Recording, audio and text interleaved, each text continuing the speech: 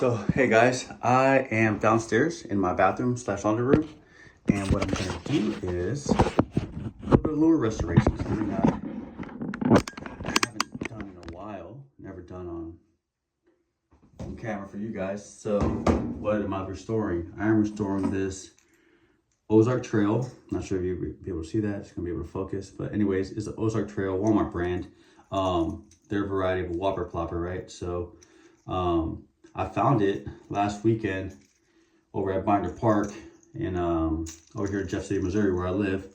So the hooks are shot. I'm not even gonna bother trying to restore those. I'm gonna tear my thumbnails up trying to get the split rings undone because I don't have split ring pliers, and replace them with the ones on this popper. I can't remember if it's Strike King or what brand popper this is, but has solid hooks on it, or solid quality hooks, and yeah, gonna go ahead and do the replacement. And then the hook on the back end has the feathers, right? So it's tied like a fly, which in the Ozark Trail whopper plopper it does it. So I guess that's where we'll start before we even get it in any kind of solution here. As far as cleaning solution, I'm not really sure what I'm going to use. I do have some Dawn dish soap. We have some white vinegar, distilled vinegar on the shelf there that might add 50-50 that with warm water, let it soak for a bit. But yeah, so ultimately what I want to do is actually, let's do this. So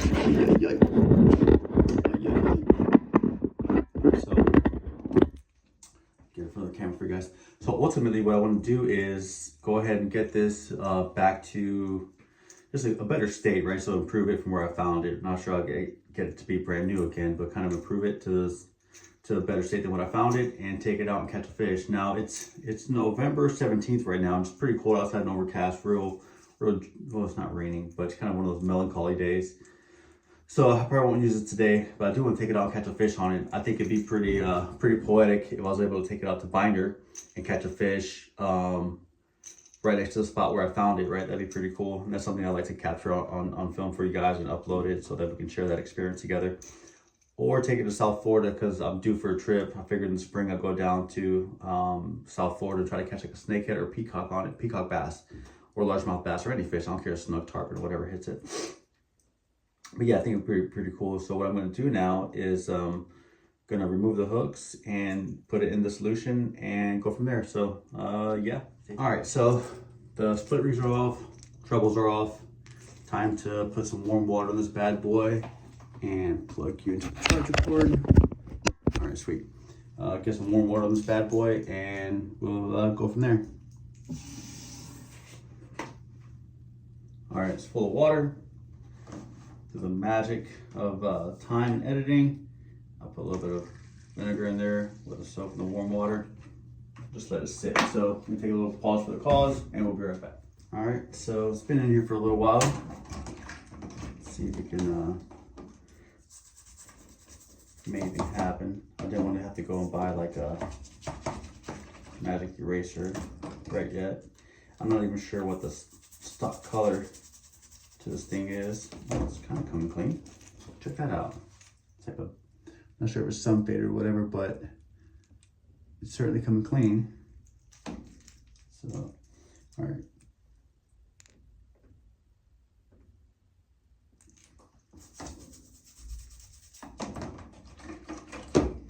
Oh yeah, huge difference. All right, yeah, this isn't gonna be too bad.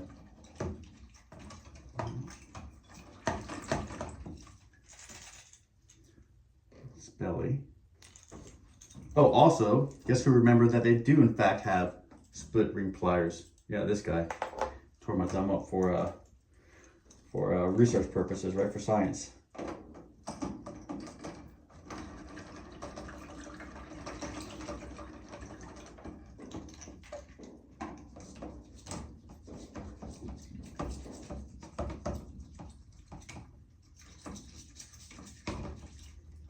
I have to go online and see what color patterns these come in, because I'm not entirely sure.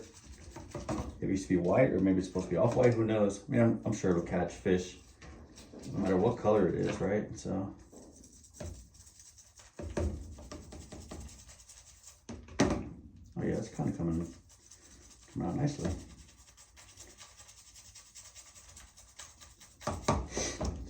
yeah, good stuff, good stuff. You know, and over the years, I've come across so many lures.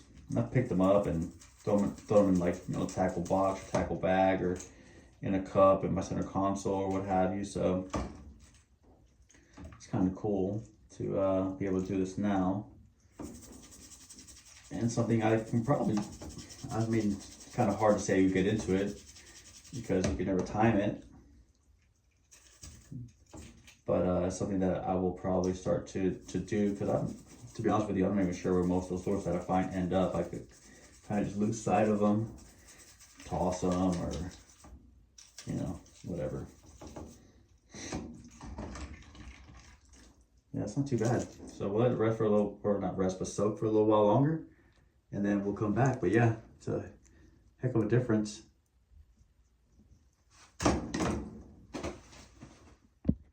All right, I'm back, and what did I research? Oh, so I just went online and just Googled Ozark Trail topwater prop bait or something to that effect. And this is what I think it looked like fresh out the box. And there's a color on it. It says what color that is. Where is it? So it's bone, the bone pattern on it. Let's see here. Was there any more information I wanted to share? Oh, give me 1 sec. All right, yeah, so we'll do a little more scrubbing, a little more scrub action here. Oh, the water's cooled down quite a bit. I don't have any magic erasers upstairs, which is fine. I mean, I didn't care or set out to restore this to 100% for aesthetic purposes. I just want to clean it up, you know, just a bit, because it's ultimately going to go back in the water, and also I fear that ultimately it's going to get hung up on something and I'll lose it in the future, because that's just my luck, right? I end up losing a bunch of plugs throughout the year, spend a small fortune. I can imagine how much money I've spent, especially with, like, when you factor in inflation on lures and plugs and what have you over the course of my life, right? Because I've been fishing since, let me see, when I get serious into it. I got serious into fishing when I was about 13 years old. And that's when I really started to learn about things. Well, that's when I really started to learn and like really expand my fishing knowledge. So I'm 40 now. What's that? 27 years? Holy shit. So I've been fishing for an adult's lifetime. 27, I was in Afghanistan, had wife and kids and a whole ass life, right? So it still has a couple blemishes on it. No biggie. A couple of things on its belly there, right? And then along the prop. But it's just rust. I don't really care if it stays on there. I am going to remove the split ring from the front there. I'm not a big fan of having split rings. I just tie a professional loop. Is that going to focus? Probably not. Whatever. So yeah, that split ring is going to come off here in a sec. So I run most of my baits without split rings. Like I said, I normally tie a professional loop to my plugs and hooks. It's kind of my go-to. It's real quick. I can do it with my eyes closed. Let's see here. Yeah, because I don't normally tie like a Palomar knot or fisherman's knot. Oh damn, it's actually kind of good. On my plugs, just for freedom of movement. So yeah, no real need for me to have the split ring. And I've had instances where I've lost fish, and it's like, what the hell? Because I get back a loop knot, and it comes back. It's not like my line broke, nothing ripped. So, and what I determined is that it worked its way out of the split ring. I mean, not these split rings here were capable of just jamming up my thumbnail. Something fierce, but you know how that goes. Yeah, it's coming out nicely. Now that's a plug I throw every day of the week.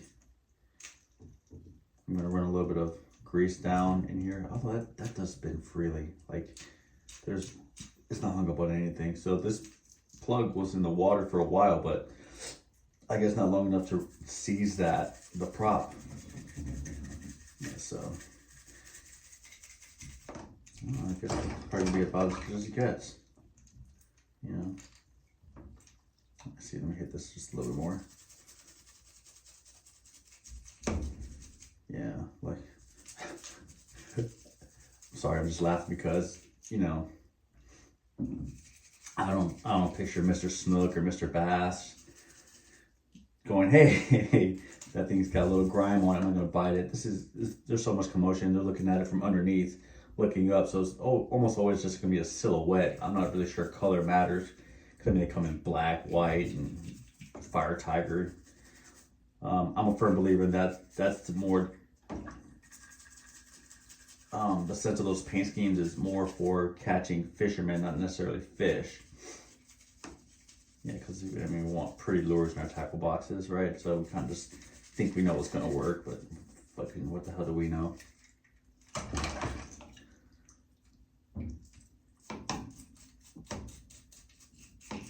Yeah, there you have it. That's about as good as it's gonna get. I'm gonna go ahead and dry this bad boy off with grab something out of here. Perfect. Dry this bad boy off. Let's go ahead and put the hooks on there, the new hooks I'm gonna remove from that popper. I don't know if it's a Head-In or a Strike King, I can't remember what brand that popper is, but I'll probably never really use it because I'm not much of a popper guy. I use a popping frog, but I use those in such dense cover and vegetation that it doesn't really matter. All right. I'm not really much of a popper guy, so give me a second. We'll be right back. All right, so just kind of in the process of removing that front split ring that I mentioned a bit ago.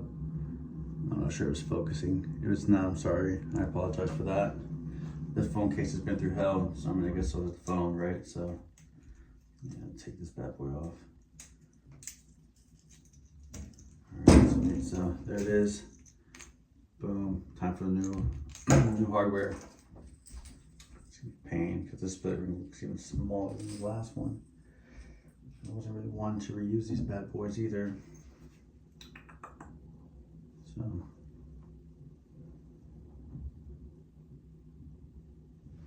I may have to, so in that case, I'll just do them in the solution, the clean solution I had.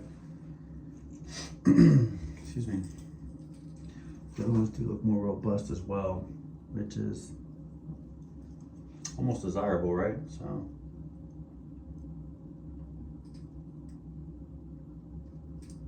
sorry, I'm just kind of here thinking as to whether or not I want to use those other split rings, but it can't hurt to get the hook off, right? So those are sharp. They're yeah, they're plenty sharp, so that's good. Hopefully that means less fish loss. Oh yeah, this can be a pain in the neck. So let's do this. Let's go ahead and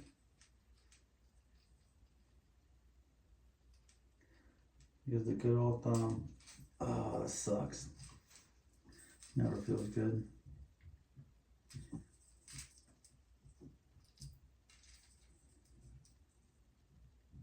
This back hook's kicked my ass, so let's get this one off first. Is that gonna work? Oh, it worked. Nice.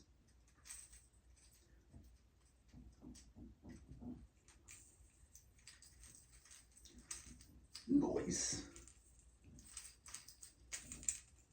All right, oh no.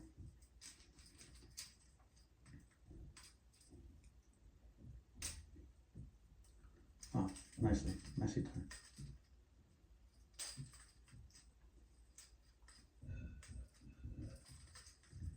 And dose. It's practically there. Oops. Bam.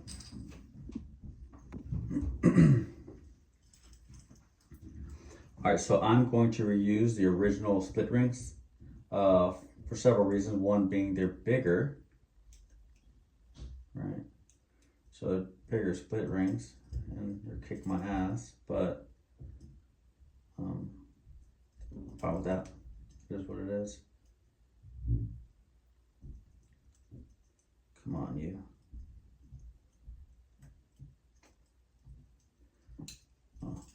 Maybe it's a me problem, right? I don't use split rings very often, or split ring pliers very often. So if I'm over here looking like a brand new baby deer trying to figure out how to walk, it's simply because I am trying to figure out how to walk, aka use split ring pliers.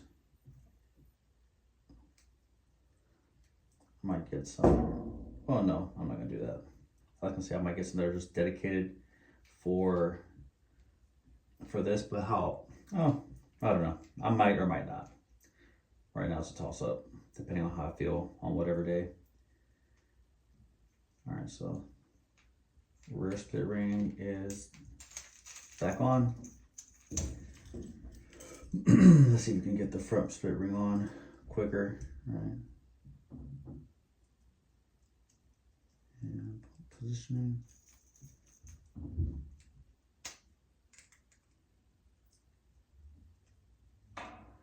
Yeah, that's much quicker. Kind of use my thumb to finagle it.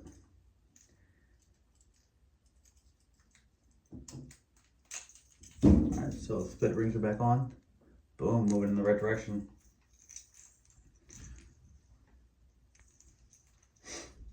Not bad. Oh yeah, I'll pay $4 for that.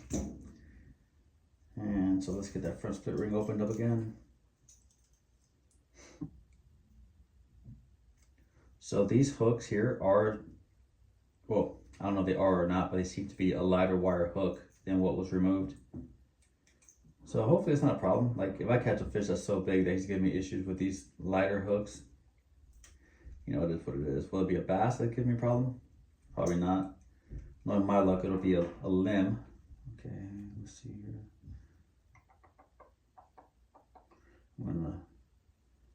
It's a 50-50 toss up to see which way the treble goes on better, but whatever.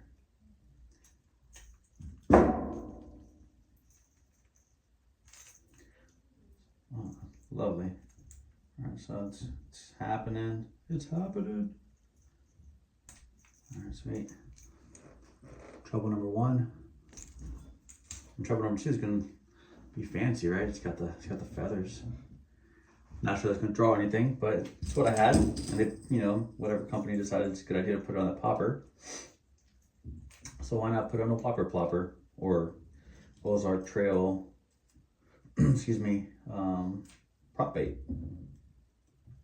All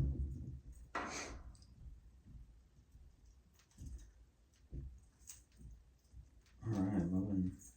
We're cooking with gas. Cooking with Crisco. All right, well there you have it. Yeah, good stuff.